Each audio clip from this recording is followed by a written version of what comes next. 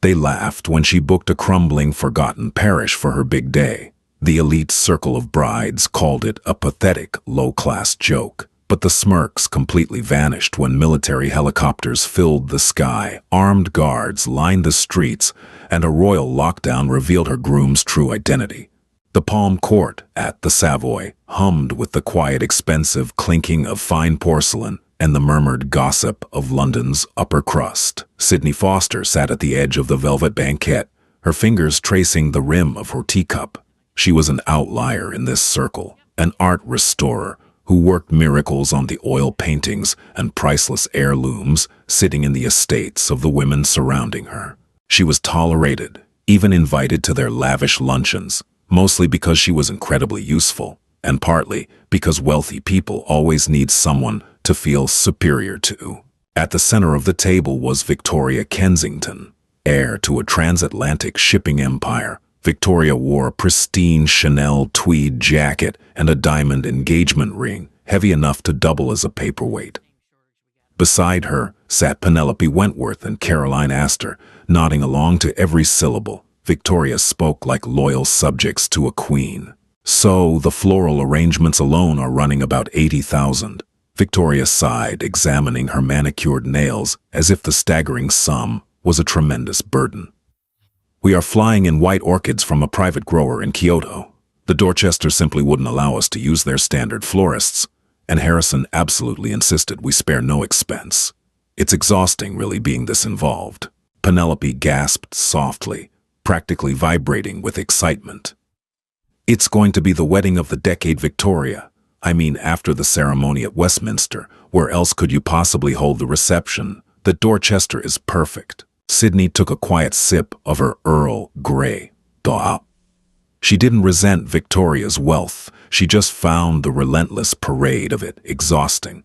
Sydney's own engagement ring was a modest, vintage sapphire, elegant, steeped in history, and completely overshadowed by the blinding rocks her companions wore.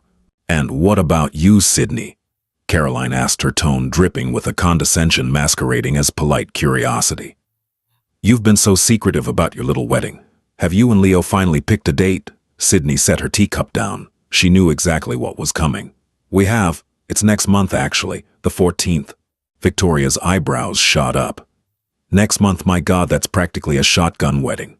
You haven't even sent out the formal invitations. Don't tell me you're doing digital evates." "We are keeping it very small," Sydney said, her voice steady. "Only about 50 people, close friends and family." "Well, that's intimate," Victoria purred, a master of making a compliment sound like an insult. "And the venue, please tell me you aren't doing a registry office. I know a lovely boutique hotel in Mayfair that might give you a discount if I drop my father's name." "No registry office," Sydney replied. "We're getting married at St. Jude's Parish, in the East End." Silence fell over the table, the kind of heavy, suffocating silence that follows a faux pas of catastrophic proportions. St. Jude's was notoriously dilapidated. Located in a gritty, neglected neighborhood far from the gleaming storefronts of Knightsbridge or Mayfair, it had peeling paint, a crumbling stone facade, and overgrown ivy that looked more menacing than romantic. It was also the exact spot where Sydney's late parents had exchanged their vows 30 years ago. Penelope was the first to break the silence, letting out a sharp, involuntary snort before covering her mouth. "St. Jude, Sydney, are you serious? I drove past there once by mistake when my GPS lost signal. There's a boarded-up pub next to it. You can't honestly expect guests to walk around there in heels." "It has beautiful bones," Sydney defended quietly, her cheeks flushing. "The stained glass is original 14th century, and it holds deep sentimental value to me." Victoria reached across the table, placing a cold, sympathetic hand over Sydney's. "Sweetie, sentimental is fine for a charm bracelet, not a wedding venue. What does Leo think? Doesn't he want something a bit more respectable?" "Leo loves it," Sydney said, her chin lifting. "He appreciates history." "Ah, yes, the archivist," Caroline chimed in, rolling her eyes. Whenever they asked about Leo, Sydney kept her answers intentionally vague. She had told them he worked in archival history and government relations, which wasn't a lie, but it certainly wasn't the whole truth. They pictured a dusty, middle-aged librarian with elbow patches, shuffling papers in a windowless basement. Sydney never corrected them. Leo valued his privacy above all else, and she fiercely protected it. "Look, Sydney," Victoria said, leaning in her voice lowering to a conspiratorial whisper. "If money is the issue, and let's be honest, we all know, art restoration doesn't pay for the Ritz Harrison, and I would be happy to lend you a few thousand, just to get you out of that slum. You can't subject people to a ruin. People will laugh." "I don't need your money, Victoria," Sydney said, keeping her temper entirely in check. "The venue is booked, and it will be beautiful." Victoria withdrew her hand, her expression hardening into a pitying smirk.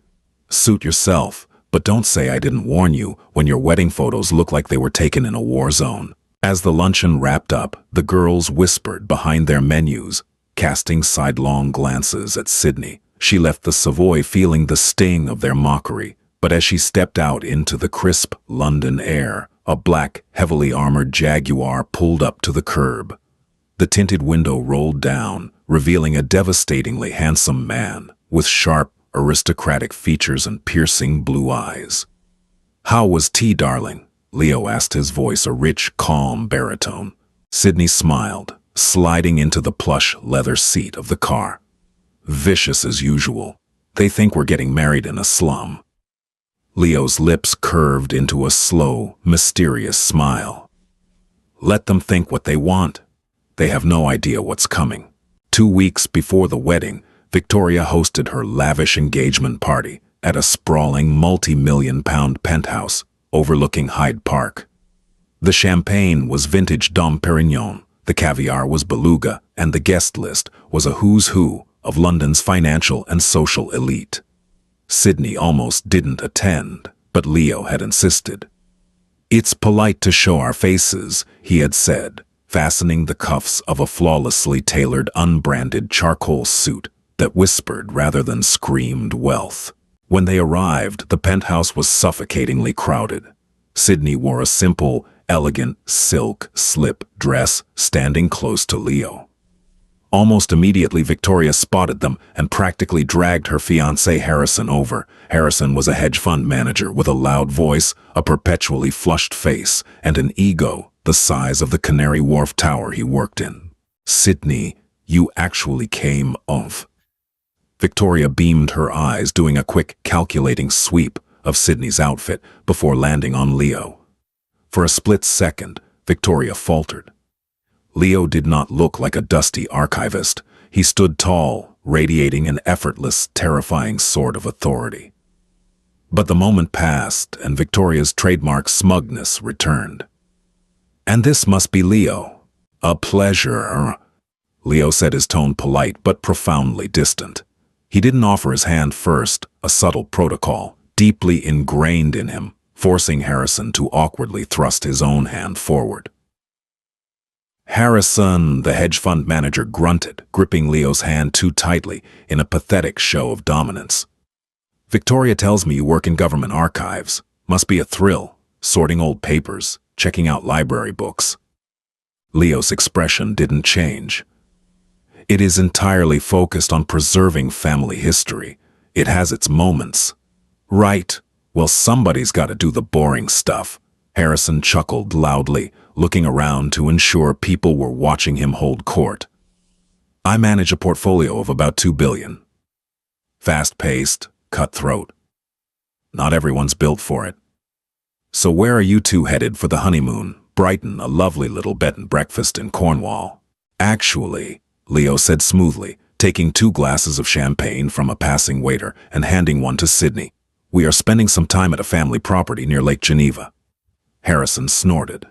"Lake Geneva, nice. Rented an Airbnb, just make sure you check the reviews. We're doing the Maldives, private island. Cost a fortune, but you get what you pay for." Sydney squeezed Leo's arm silently, begging him not to engage. Leo merely smiled, a cold, razor-sharp smile. "Indeed, enjoy the Maldives, Harrison." As they walked away from the overbearing couple, Sydney exhaled. "I'm sorry, they are insufferable." "Don't apologize," Leo murmured, leaning in close to her ear. In a fortnight, Harrison is going to feel very, very small. Meanwhile, 3 miles away, in the neglected streets of the East End, something highly unusual was happening at St. Jude's Parish. It started quietly. A convoy of unmarked, blacked-out SUVs rolled into the neighborhood at dawn. Men in dark suits and earpieces began walking the perimeter of the crumbling church, taking photographs and speaking quietly into their lapels. The next day, the local city council, which hadn't fixed a pothole in the area for a decade, suddenly dispatched an army of workers. The cracked, uneven roads leading to the church were freshly paved overnight. The burned-out street lamps were replaced. A crew of elite landscapers descended upon the church's overgrown graveyard, meticulously pruning the unruly ivy and planting hundreds of mature, blooming white roses. Penelope Wentworth happened to be driven through the area a few days later, on her way to a warehouse sale for imported Italian marble.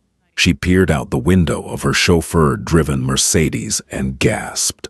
"Stop the car," she commanded her driver. She rolled down the window, staring at St. Jude's. The peeling paint of the doors was being sanded down and restained by a crew of what looked like master craftsmen. But that wasn't what caught her attention. It was the security. There were heavily armed police officers stationed at every corner. Temporary steel barricades were being unloaded from flatbed trucks. Penelope immediately pulled out her phone and called Victoria. "Vicky, you are not going to believe this," Penelope breathed, watching a man with a bomb-sniffing dog walk around the perimeter of the church. "I'm looking at Sydney's venue. St. Jude's." Please don't tell me it collapsed," Victoria drawled over the phone, the sound of a Pilates instructor barking orders in the background. "No, it's crawling with police and military, I think. They just paved the entire street. It looks like they're preparing for a G7 summit." Victoria scoffed. "Oh, please, they're probably filming a movie. You know how they love using those rundown, aesthetic slums for gritty BBC crime dramas. There's no way that has anything to do with Sydney." "I suppose you're right," Penelope muttered, though she felt a strange prickle of unease. "But it looks so official. Sydney is marrying a librarian, Penny. Unless he has overdue books from the Prime Minister, the military doesn't care about their wedding.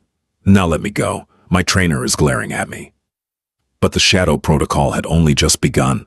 By the Tuesday before the wedding, the airspace above St. Jude's was quietly restricted. A notice went out to local residents signed not by the city council, but by the Home Office, advising them of a temporary lockdown on Saturday morning. All parked cars on the street were ordered to be removed. Sydney, sitting in her cozy flat, watched the news with a mixture of awe and anxiety. "Leo," she said, looking at the television screen, where a local news anchor was questioning the sudden massive security presence in East London. Is this your security detail?" Leo walked out of the bedroom, already dressed in a crisp white shirt, buttoning his cuffs. He looked at the screen, his face unreadable. "My father is attending Sydney, as is my uncle. Protocol dictates a certain level of precaution." Precaution. Sydney laughed nervously. Leo, they've stationed snipers on the roof of the pub across the street. The BBC is calling it an unprecedented security event. Victoria and her friends are going to show up to the wedding just to mock me, and they are going to walk into a military fortress." Leo crossed the room and gently took her face in his hands. "They wanted to laugh at you," he said softly, his blue eyes flashing with fierce, unapologetic devotion. "Let them try. On Saturday they will realize exactly who you are to me and who you are about to become." The trap was fully set. The high society elite thought they were attending a peasant's wedding for a cheap laugh. They had no idea they were about to step into the strictly enforced domain of His Royal Highness Crown Prince Leopold of the sovereign state of. The morning of the 14th dawned with a crisp, cloudless sky over London. Inside Victoria Kensington's customized Rolls-Royce Phantom, the atmosphere was thick with expensive perfume and condescension. Victoria adjusted the collar of her bespoke Dior coat, sighing heavily as the driver navigated away from the pristine streets of Knightsbridge and toward the gritty arteries of the East End. Harrison tapped his Rolex, muttering about missing his squash game. Penelope and Caroline giggled nervously about the sheer absurdity of it all. "I still cannot fathom why she chose to actually go through with this," Victoria drawled, swirling a morning mimosa in her crystal flute. "I offered her a perfectly acceptable alternative. I even spoke to the manager at the Langham. But no, she insisted on this dilapidated parish. We should have brought our own security, Harrison. Who knows what sort of vagrants are loitering outside?" "Don't worry, darling," Harrison snorted, leaning back into the plush leather.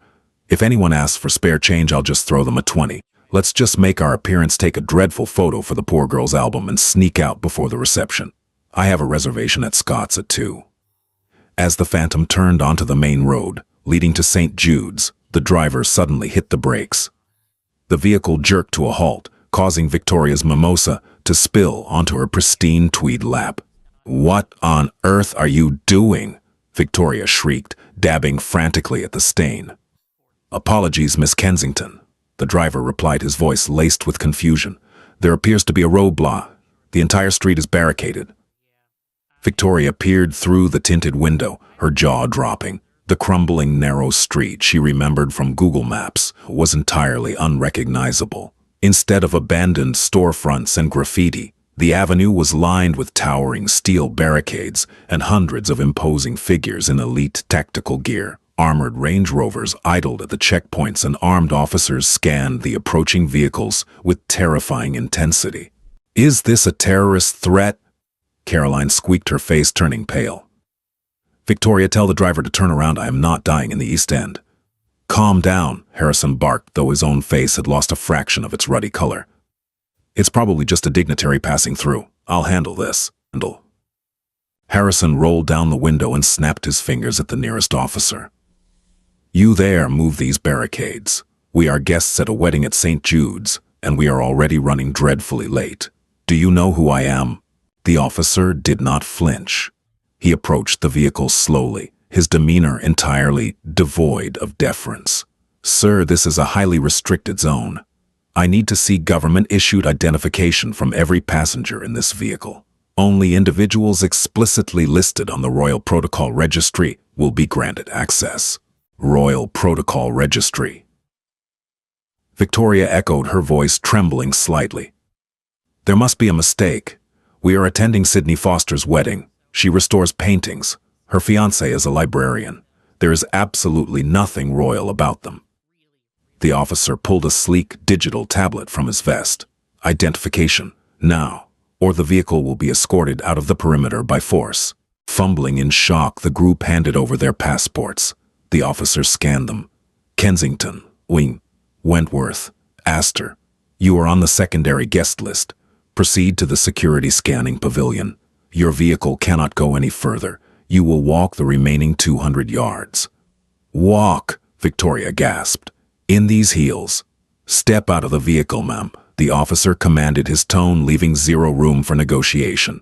The group stumbled out of the Rolls-Royce, their arrogant swagger entirely evaporated. They were ushered through a state-of-the-art metal detector and patted down by unsmiling security personnel. As they finally walked towards St. Jude's, the true scale of the event became paralyzingly clear. The church's exterior had been masterfully restored. The stonework was immaculate, the overgrown graveyard transformed into a manicured Eden of white roses. And standing at the entrance were the Queen's Guard, resplendent in their scarlet tunics and bearskin hats, completely motionless. "Victoria," Penelope whispered, gripping her friend's arm tight enough to leave bruises.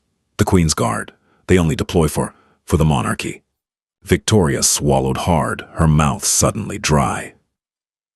They stepped through the heavy oak doors of St. Jude's, and the breath was completely knocked out of them. The supposedly ruined interior was a breathtaking masterpiece of Gothic architecture, illuminated by thousands of floating candles and adorned with cascading floral arches that made Victoria's 80,000-pound Kyoto orchids look like cheap supermarket bouquets. The pews were filled with people, but they were not ordinary guests. Sitting in the front rows were recognizable faces that made Harrison's jaw slacken. There was the Duke of Wellington engaged in quiet conversation with the Prime Minister. Across the aisle sat members of the Spanish royal family, glittering in subtle diamonds. The air vibrated with the solemn, majestic hum of a full cathedral choir singing a Latin hymn. They were escorted to the very back of the church, squeezed into a narrow pew, usually reserved for the overflow. Victoria stared at the altar, her mind entirely unable to process the magnificent reality unfolding before her eyes. The grand organ swelled, silencing the low murmurs of the distinguished congregation. The heavy oak doors at the back of the church swung shut, sealing the elite sanctuary from the outside world. At the altar stood the Archbishop of Canterbury, clad in his magnificent golden vestments, exuding a profound aura of divine authority. But it was the man waiting at the foot of the altar who completely shattered Victoria Kensington's carefully constructed world of elitism.